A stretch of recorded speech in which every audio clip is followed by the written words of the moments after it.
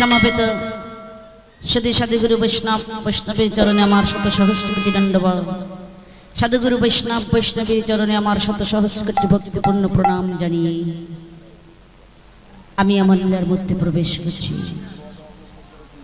আমি যে পথ অবলম্বন করিয়াছি এই পথের যেন পথমর্যাদা রাখতে পারি, কৃপা করে আপনারা সাধুগুরু বৈষ্ণব বৈষ্ণবী, আপনারা মহাপ্রভুর ভক্ত, তাই আপনাদের পদরজ আমার মাথায় দিয়ে আশীর্বাদ করবে। আমি যে পথের পথিক হয়েছি এই পথের যেন পথমর্যাদা রাখতে পারি, কৃপা করে এই অধম অনিতা ভক্তিপূর্ণ প্রণামটুকু গ্রহণ করবে। নিতাই গৌর সীতানাথ ব্রহ্মানন্দে।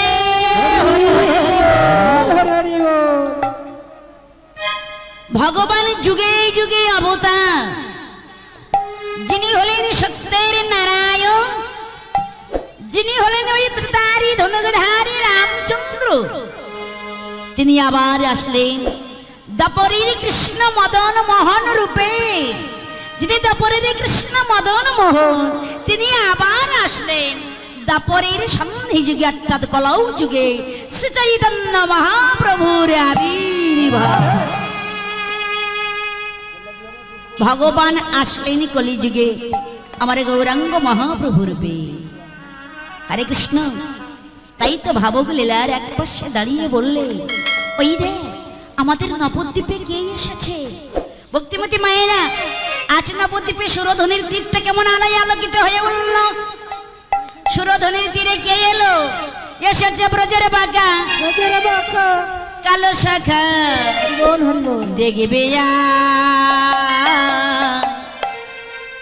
তোদের এই সোনার নদিয়া। এসেছে এসেছে ব্রজের বাঁকা কালো শাখা দেখবি তোদের এই সোনার নদিয়া। এসেছে এসেছে ব্রজের বাঁকা প্রাণ শাখা দেখবি তোদের এই সোনার নদিয়ায়। ও তার রং ফিরেছে ঢং ফিরেছে, ও তার রং ফিরেছে ঢং ফিরেছে, ফিরেছে ঢং ফিরেছে, রং ফিরেছে ঢং ফিরেছে, কালো একরছে না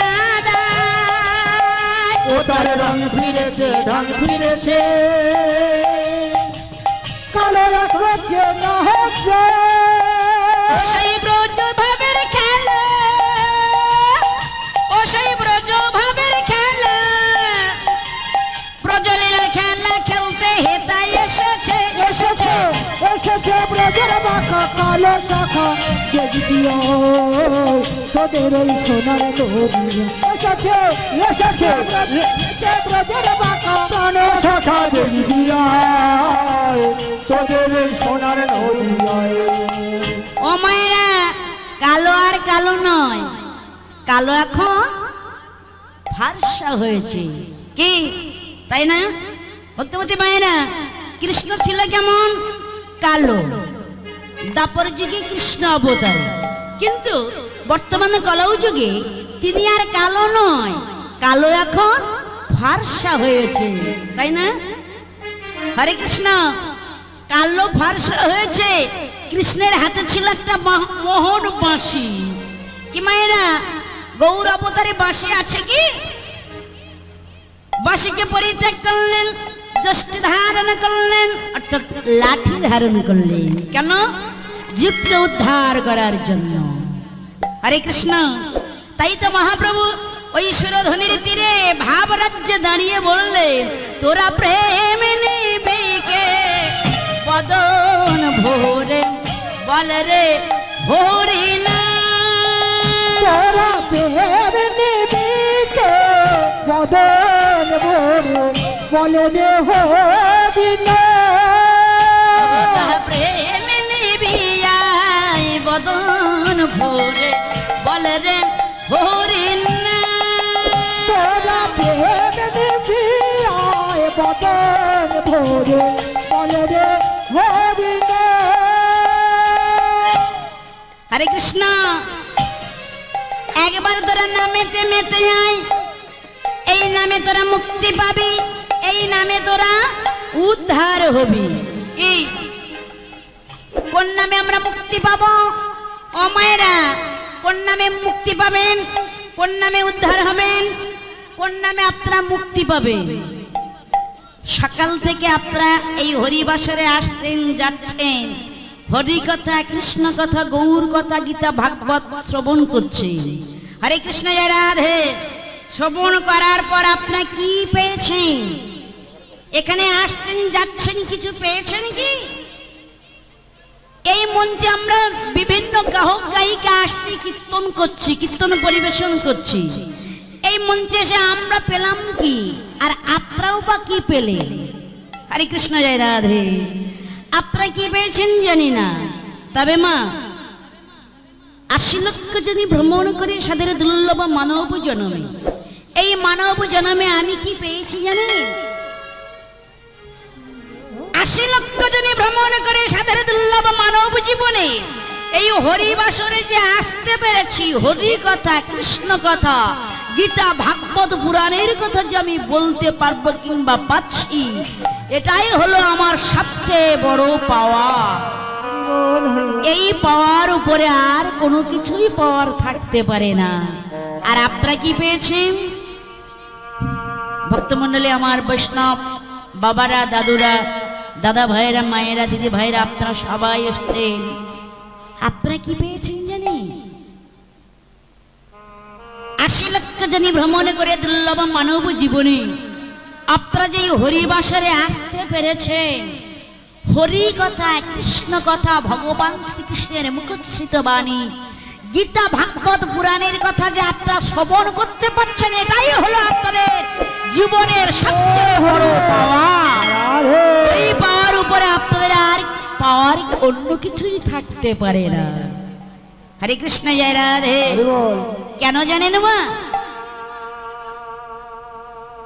বর্তমান হরিবাসনে বসে আছেন, আধ ঘন্টায় ১ ঘন্টার পরে দেখা যাচ্ছে আপনি আর থাকতে পারছেন না, চলে গেছেন কোথায়? পরপার থেকে ডাক এসছে, বর্তমানে এখন আছি, কাল হয়তো থাকবো না। কি বাবা? তাহলে নিঃশ্বাসের দিয়ে বিশ্বাস নেই।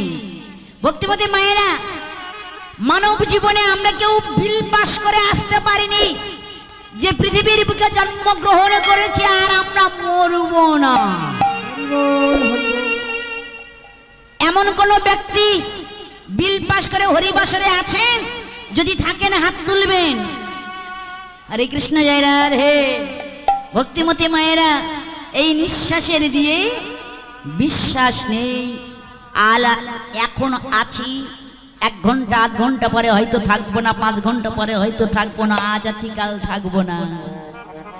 তাই তো কবি সুন্দর একটা গান লিখেছে।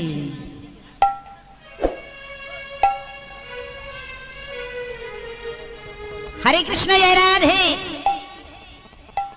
কবি সুন্দর একটা গান লিখেছেন। কি গান লিখেছেন? ভক্তিমতী মায়েরা একটু লক্ষ্য রাখবেন লীলার দিকে বাবা। ইহ জগতে কেউ কারুর নয়, ইহ জগতে কেউ কারুর নয়। আমরা এই মায়ার সংসারে পড়ে সনাতন ধর্মের মানুষ, আমরা সংসারে নিয়ে মাতামাতি করছি। ছেলে আমার, মেয়ে আমার, সাদের স্ত্রী আমার, সাদের স্বামী আমার, কিন্তু ইহ জগতে কেউ কারোর নয়। ভেবে দেখুন।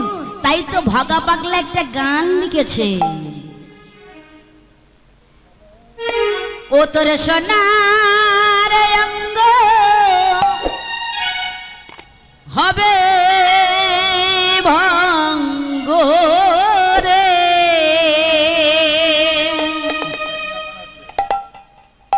পুড়ে সেরি হবি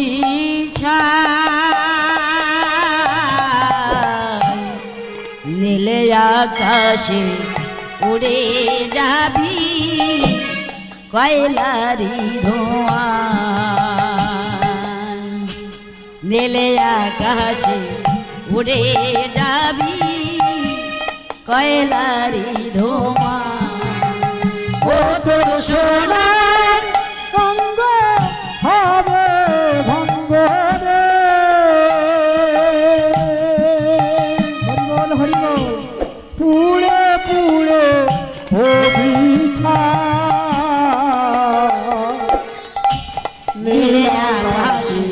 যাবি মিশে কয়লারি ধোঁয়া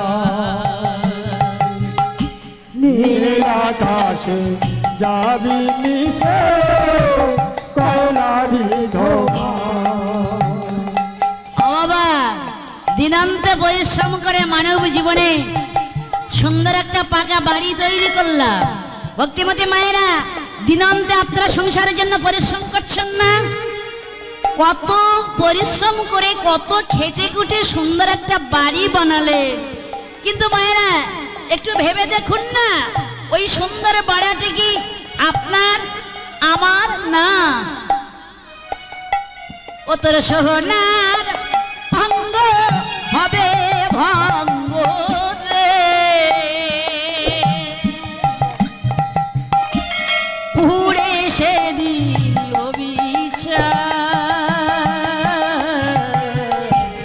নীল আকাশে উড়ে যাবি কয়লারি ধোঁয়া নীল আকাশে উড়ে যাবি কয়লারি ধোঁয়া তোর সোনার ভঙ্গ হবে ভঙ্গ রে, পুড়ে পুড়ে হবি ছাই নীল আকাশে যাবি মিশে কয়লারি ধোঁয়া নীল আকাশে উড়ে যাবি কয়লারি ধোঁয়া সেদিন জ্বালিবে আগুন খুঁচে খুঁচে, মারিবে বাড়ি হাড়ের পিঠে রে,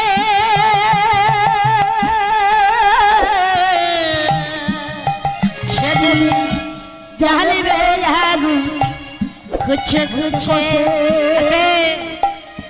ভক্তমণ্ডলী বৈষ্ণবী মায়েরা যেদিন এই সুন্দর দেহটা নিয়ে শ্মশানে ঘাটে নিয়ে যাবে, শ্মশানে ঘাটে নিয়ে যেয়ে ওই চিতাতে আগুন ধরিয়ে দেবে, জ্বালিয়ে দেবে। হরে কৃষ্ণ, এই সোনার দেহটা যখন পুড়ে শেষ হবে না, তখন ওই আগুনে এবার বারবার খোঁচা লাগাবে। তারপর কি করবে? সেদিন জ্বালিবে আগুন খুঁচে খুঁচে, মারিবে বাড়ি হাড়ের পিঠে রে, জ্বালিবে আগুন খসে খসে মারিবে বাড়ি হাড়ের পিঠে রে, সেদিন পিঠের চামড়া যাবে ফেটে, পিঠে চামড়া যাবে ফেটে, হাত ভুলাবে কে তোর গা, নীল আকাশে যাবি উড়ে কয়লারি ধোঁয়া, সেদিন নীল আকাশে যাবি উড়ে কয়লারি ধোঁয়া। ভক্তিমতী মায়েরা লক্ষ্য করুন, শুধু তাও নয়, সাত কাজ করে সবাই ছান করে ফিরবে ঘরে রে, সাত কাজ করে সবাই ছান করে ফিরবে ঘরে, সবাই দুদিন পরে ভুলে যাবে, দুদিন পরে ভুলে যাবে, ভোগা পাগলা কে দেখা নীল আকাশে যাবি উড়ে কয়লারি ধোঁয়া, নীল আকাশে যাবি উড়ে কয়লারি ধোঁয়া, নীল আকাশে যাবি উড়ে কয়লারি ধোঁয়া। ভক্তিমতী মায়েরা ইহ জগতে কেউ কারোর নয়। এই বাস্তব জগতের সুন্দর বানানো ঘরটা ফেলে দিয়ে ভগবান আমাদের জন্য যে সুন্দর ঘর তৈরি করে রেখেছে না, যে সুন্দর একটা বাড়ি বানিয়ে রেখেছেন প্রত্যেকের জন্য, প্রত্যেকের সেই আপন আপন বাড়িতে ফিরে যেতে হবে, প্রত্যেকের সেই আপন আপন ঘরে চলে যেতে হবে। বল হরি বল। ভক্তিমতী মায়েরা, বাড়িতে থাকলে আমরা বিভিন্ন কর্মে ব্যস্ত থাকি। সনাতন ধর্মের মানুষ এই মায়ার সংসারে পড়ে আমরা হাবুডুবু খাচ্ছি। ও মায়েরা, খেলা সাঙ্গ যেদিন হয়ে যাবে, মানে খেলা যেদিন শেষ হয়ে যাবে, ডাক পড়লেই প্রত্যেকের চলে যেতে হবে। তাহলে আর কেন? ভক্তিমতী মায়েরা, এবার আপন আপন ঘরে যাওয়ার জন্য আমাদের সুন্দর একটা জায়গা তৈরি করতে হবে। সেটা হলো কি, ওমা, এই দেহ মন্দিরে সর্বদাই সার্বক্ষণ চলিতে বলিতে শয়নে স্বপনে নিশীতে জাগরণে সর্বদাই কৃষ্ণ কৃষ্ণ কৃষ্ণ কৃষ্ণ, রাধা রাধা রাধা রাধা রাধা, হরে কৃষ্ণ। এই দেহের মধ্যে ভগবান আছে, ভগবানের চরণে শরণাপন্ন হতে হবে। ভক্তিমতী মায়েরা, আপনারা মনে মনে ভাবছেন আমরা ভগবানকে পাওয়ার জন্য সর্বদাই কাঁদছি, আমরা ভগবানকে পাওয়ার জন্য সর্বদাই খুঁজছি। হ্যাঁ গো মা, তুমি বলছো ভগবান দেহের মধ্যে আছে? হ্যাঁ, ভগবান মন্দিরে নেই, মসজিদে নেই, কোরআনে নেই, বাইবেলে নেই, তাহলে ভগবান কোথায় আছে? ভক্তিমতী মায়েরা, প্রত্যেকের দেহের মধ্যে ভগবান বিরাজ করছে। শাস্ত্রকার বললেন তিনি আছেন একটা বৃক্ষের মধ্যে, তিনি আছেন একটা পশুর মধ্যে, তিনি আছেন একটা পক্ষীর মধ্যে, তিনি সর্বত্রময়, তিনি আছেন আপনার মধ্যে, আমার মধ্যে। হাগো মা, তো তাকে আমরা ধরতে পারছি না কেন? আমরা ধরার প্রসেস জানি না, তাই আমরা ভগবানকে ধরতে পারছি না।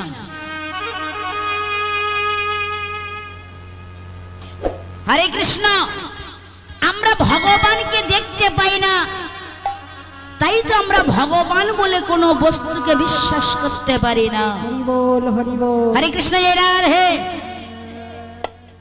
লক্ষ্য করুন ভক্তিমতী মায়েরা, পূর্ণিমা রাতেই জ্যোৎস্না রাতেই একটা গাগরি কক্ষে নিয়ে যদি পুকুর ঘাটে জল ভরতে যাওয়া যায়,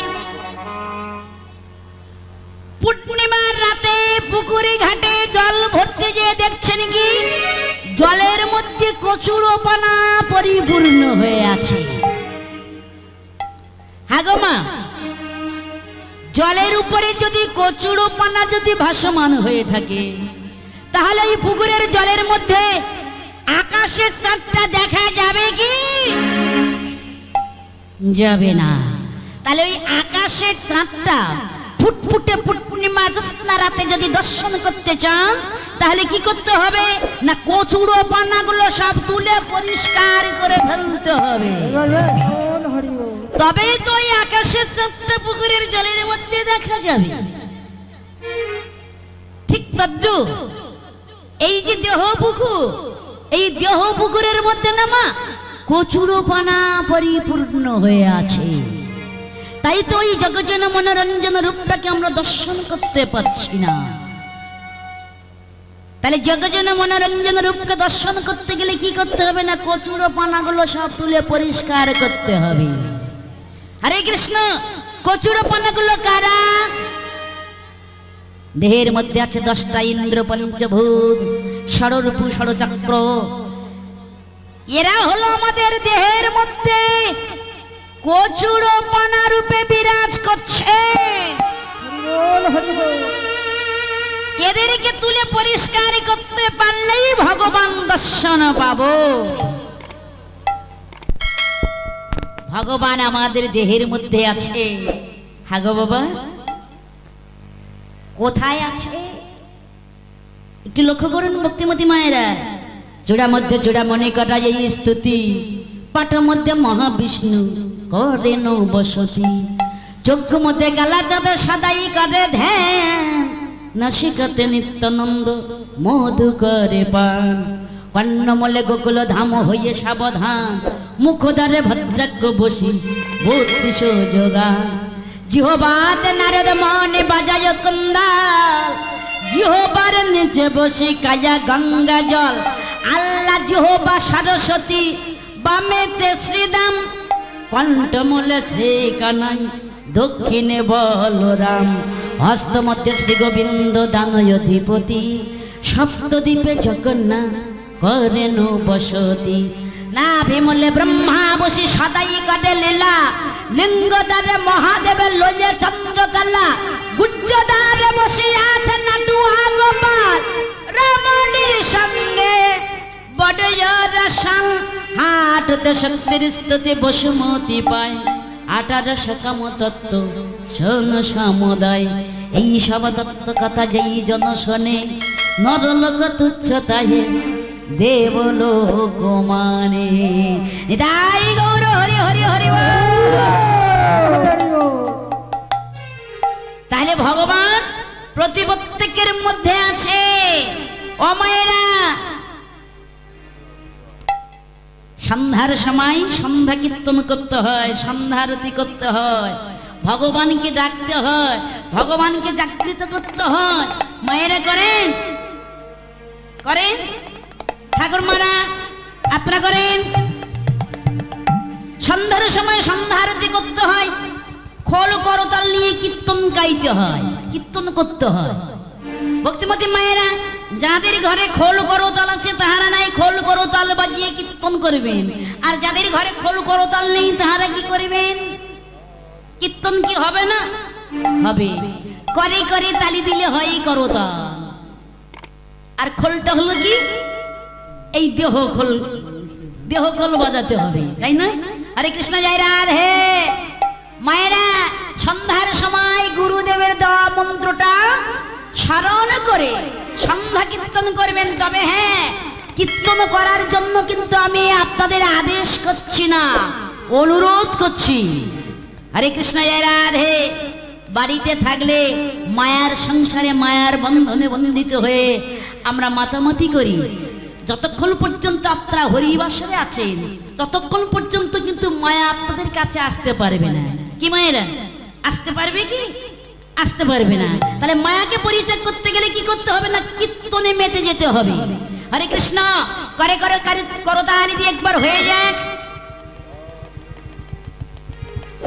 জয় রাধে গো, জয় রাধে গোবিন্দ গোপালা। ওই মায়েরা বলছেন, সবাই বলুন জয় রাধে গো, জয় রাধে গোবিন্দ গোপালা। শ্যামল সুন্দর জয় রাধে গো, জয় রাধে গোবিন্দ গোপাল, শ্যামল বংশীধারী। জয় রাধে গো, জয় রাধে গোবিন্দ গোপালা। শ্যামল বংশীধারী। জয় রাধে গো, জয় রাধে গোবিন্দ গোপাল, শ্যামল বংশীধারী। জয় রাধে গো, জয় রাধে গোবিন্দ গোপাল, শ্যামল বংশীধারী। শ্যামল বংশীধারী, তুমি মা যশোদার ননি চোরা, গোপীগণের মনোহরা। তুমি মা যশোদার ননি চোরা, গোপীগণের মনোহরা। তুমি মা যশোদার ননি চোরা, গোপীগণের মনোহরা। তুমি মা যশোদা ননি চোরা, গোপীগণের মনোহরা। তুমি মা যশোদা ননি চোরা,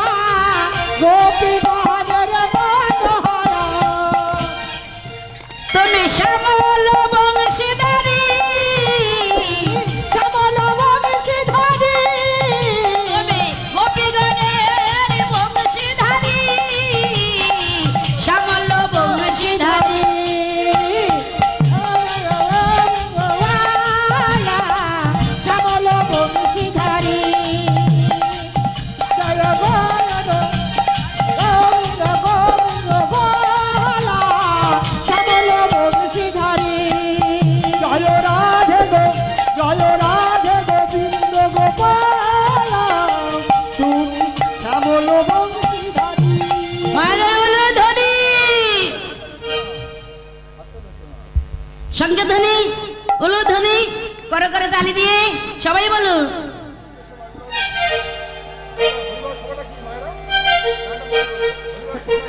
বাহ খুব সুন্দর। জয় জয় রাধে গো জয় জয় রাধে গোবিন্দ গোপাল শ্যামল বংশীধরে। জয় রাধে গোবিন্দ গোপাল শ্যামল বংশীধারী। তুমি মা যশোদার ননি চোরা গোপী গানের মনোহরা। যশোদার ননি চোরা গোপী গহনের মনোহর। মা যশোদার ননি চোরা গোপী গানের মনোহরা। তুমি মা যশোদার ননি চোরা গোপী গহনের মনোহর। গোপী গহনের মনোহর। উলুধ্বনি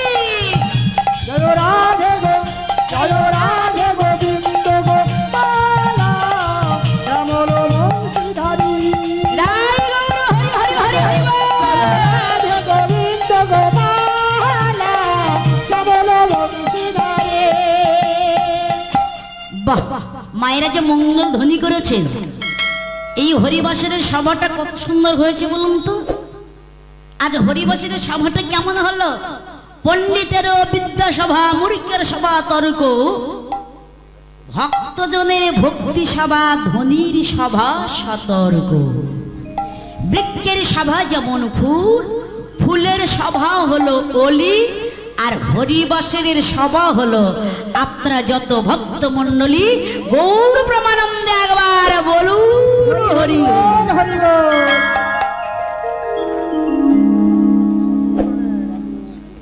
হরে কৃষ্ণ কৃষ্ণ কৃষ্ণ হরে হরে, হরে রাম রাম রাম হরে হরে। ও মায়েরা, সন্ধ্যার সময় আপনারা জপ করেন না? করেন। এক সন্ধ্যার সময় জপতে হয়, আর এক প্রভাতকালে জপতে হয়, কি তাই না? হরে কৃষ্ণ। প্রথম প্রহারে সবকই জাগে, দ্বিতীয় প্রহারে জাগে ভুগি, তৃতীয় প্রহারে জাগে তস্কর অর্থাৎ চোর, আর চতুর্থ প্রহারে জাগে যোগী। কি বললেন?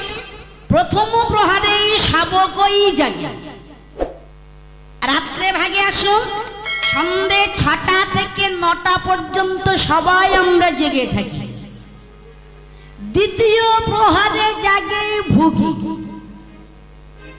যাহারা ভোগ সাধনায় আছেন বা আছি। 9টা থেকে 12টা পর্যন্ত জাগে ভুগি। তৃতীয় প্রহারে জাগে তস্কর অর্থাৎ চোর, যার যা স্বভাব। রাত 12টার পরে চোর বেরিয়ে পড়ে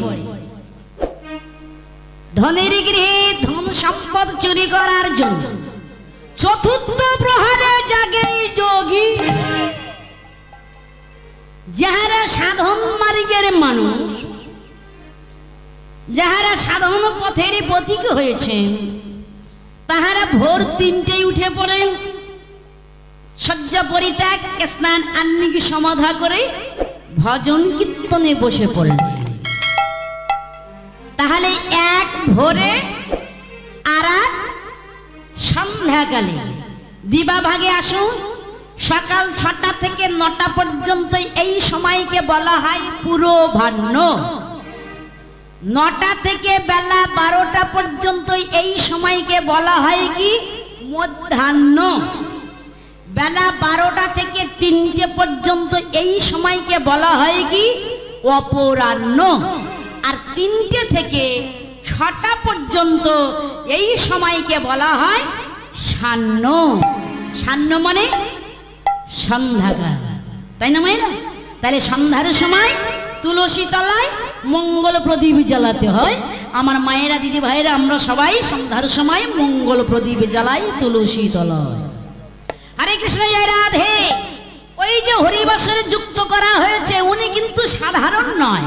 আর আপনারা ওনাকে সাধারণ ভাববেন না। উনি 4 যুগ সতী, চার যুগ অমরত্ব লাভ করেছেন। সত্য যুগে ছিলেন সত্যবতী, ত্রেতায় ছিলেন মালতী দেবী, দাপরে ছিলেন বৃন্দাসতী। ভগবান বিষ্ণুর অভিশাপে কলিতে হয়েছেন তুলসী দেবী। আরেকটু বলবো, মায়েরা তুলসী গাছে জল দেন, দেন সবাই দেন,